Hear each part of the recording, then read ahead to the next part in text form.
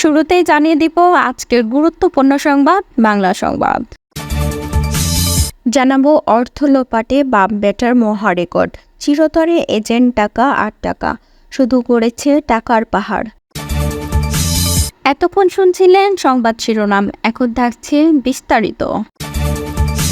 প্রিয় দর্শক, নিউজটি ভালো লাগলে চ্যানেলটি অবশ্যই সাবস্ক্রাইব করে সঙ্গে থাকুন এবং এই ভিডিও সম্পর্কে আপনার মূল্যবান মতামতটি কমেন্ট বক্সে জানিয়ে দিন। ধন্যবাদ। বিগত আওয়ামী লীগ সরকারের প্রভাবশালী ব্যক্তি সাবেক স্বরাষ্ট্রমন্ত্রী আসাদুজ্জামান খান কামাল দুর্নীতির মাধ্যমে কোটি কোটি টাকার অবৈধ সম্পদের পাহাড় গড়েছেন। অভিযোগ রয়েছে পুলিশ, মাদকদ্রব্য নিয়ন্ত্রণ অধিদপ্তর, ফায়ার সার্ভিস সহ বেশ কয়েকটি দপ্তরে নিয়োগ বাণিজ্যে ঘুষ হিসেবে বস্তায় বস্তায় টাকা নিতেন তিনি। দেশ থেকে পাচার করেছেন হাজার হাজার কোটি টাকা। আসাদুজ্জামান খান, তার পরিবার এবং সিন্ডিকেটের সদস্যদের বিরুদ্ধে নামে বেনামে বিপুল অঙ্কের অর্থ সঞ্চয় ও পাচারের তথ্য মিলেছে। বৈষম্যবিরোধী ছাত্র আন্দোলনে বিতর্কিত ভূমিকা রাখার জন্য তার বিরুদ্ধে এরই মধ্যে হত্যা মামলা, অভিযোগ সহ বিভিন্ন অভিযোগে বেশ কয়েকটি মামলা করা হয়েছে। সংশ্লিষ্ট সূত্রে এসব তথ্য জানা গেছে। তদন্ত সংশ্লিষ্ট একাধিক সূত্র বলছে, সাবেক স্বরাষ্ট্রমন্ত্রী দুর্নীতি সব ধরনের তথ্য অনুসন্ধান শুরু করেছে দুর্নীতি দমন কমিশন দুদক। গত 15 আগস্ট দুদক প্রধান কার্যালয় থেকে এই সিদ্ধান্ত নেওয়া হয়েছে বলে সংস্থাটির উপপরিচালক মোহাম্মদ আক্তারুল ইসলাম জানান। অভিযোগের অনুসন্ধানের জন্য দুদকের উপপরিচালক মোহাম্মদ জাহাঙ্গীর আলমের নেতৃত্বে একটি অনুসন্ধান টিম গঠন করা হয়েছে। এছাড়া পুলিশ সদর দপ্তর ও অপরাধ তদন্ত বিভাগ সিআইডি তার দুর্নীতির বিষয়ে তদন্ত শুরু করেছে। তদন্ত সংশ্লিষ্ট কর্মকর্তা বলেন, প্রাথমিক অনুসন্ধানে সাবেক স্বরাষ্ট্রমন্ত্রী কামালের বিরুদ্ধে দুর্নীতির ব্যাপক তথ্য বেরিয়ে আসছে। তিনি মাফিয়াদের গডফাদার ছিলেন। তার নিয়ন্ত্রণে ছিল একটি বড় দুর্নীতিবাদ সিন্ডিকেট। তিনি সহ সিন্ডিকেটের সব সদস্য এখন গা ঢাকা দিয়েছে। অভিযোগ রয়েছে, জেলায় পুলিশ সুপার নিয়োগে সর্বনিম্ন ৮০ লাখ থেকে ২ কোটি টাকা পর্যন্ত নিত এই চক্র। এছাড়া পুলিশের বিভিন্ন ক্ষেত্রে নিয়োগ, পদায়ন ও পদোন্নতির ক্ষেত্রে ১ থেকে ৩ কোটি টাকা নিত সাবেক স্বরাষ্ট্রমন্ত্রীর নিয়ন্ত্রণাধীন এই সিন্ডিকেট। অপরাধ বিশ্লেষকরা বলেছেন, সাবেক স্বরাষ্ট্রমন্ত্রী আসাদুজ্জামান খান নবম জাতীয় সংসদে ঢাকা ১১ এবং ১০ম ও একাদশ জাতীয় সংসদে ঢাকা ১২ আসন থেকে নির্বাচিত হন। তিনি এই সময় পর্যন্ত টানা স্বরাষ্ট্র মন্ত্রণালয়ের দায়িত্বে ছিলেন।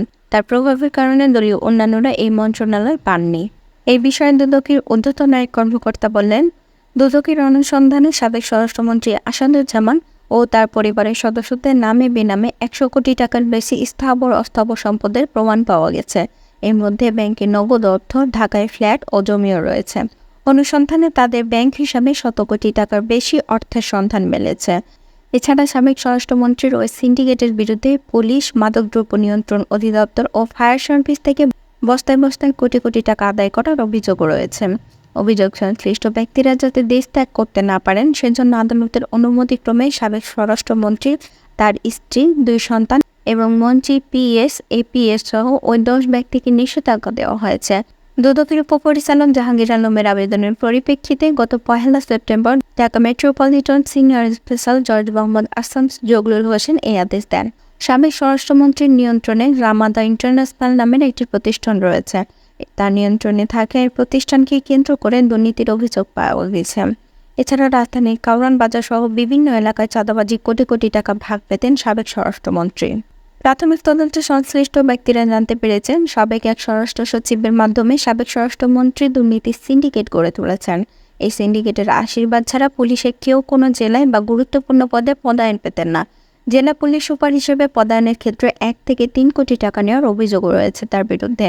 এই চক্রের অন্যরা হলেন তার সাবেক পিএস অতিরিক্ত সচিব হারুনা রশিদ বিশ্বাস, যুগ্ম সচিব ধনঞ্জয় কুমার দাস, প্রশাসনিক কর্মকর্তা মোল্লা ইব্রাহিম হোসেন, সহকারী একান্ত সচিব মনির হোসেন এবং জনসংযোগ কর্মকর্তা শরীফ মাহমুদ অপু। দুদকের প্রাথমিক তদন্তে উঠে এসেছে, মন্ত্রণালয়ের সব ঘুষ দুর্নীতি নিয়ন্ত্রণ করতেন সাবেক স্বরাষ্ট্রমন্ত্রী।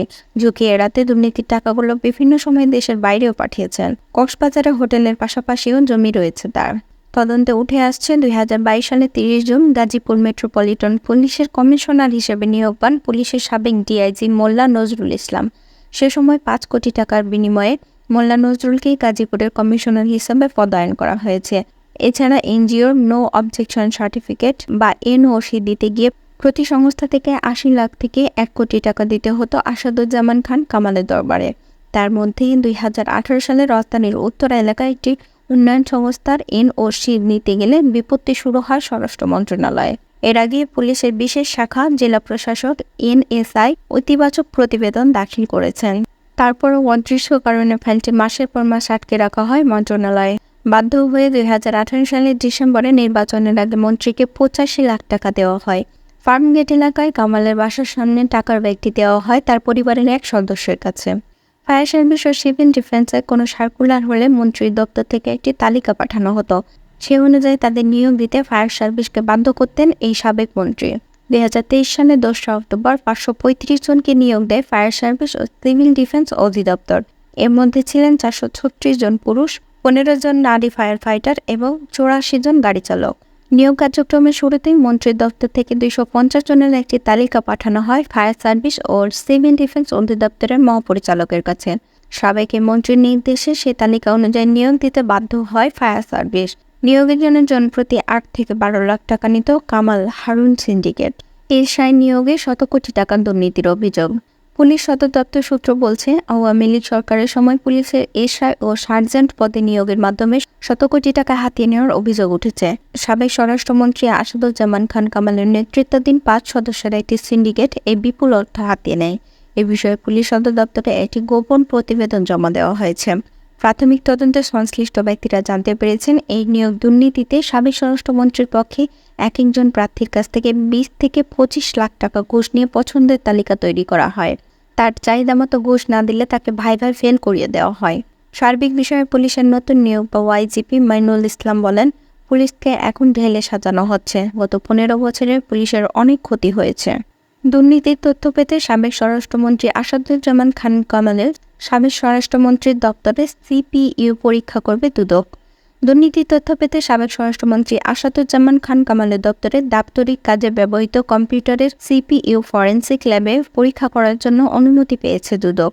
দুদক কৌশলী মাহমুদ হোসেন জাহাঙ্গীর জানান, দুদকের আবেদনের পরিপ্রেক্ষিতে 4 সেপ্টেম্বর ঢাকা মহানগর সিনিয়র স্পেশাল জজ মোহাম্মদ আশামস জগলুল হোসেনের আদালত এই আদেশ দিয়েছেন।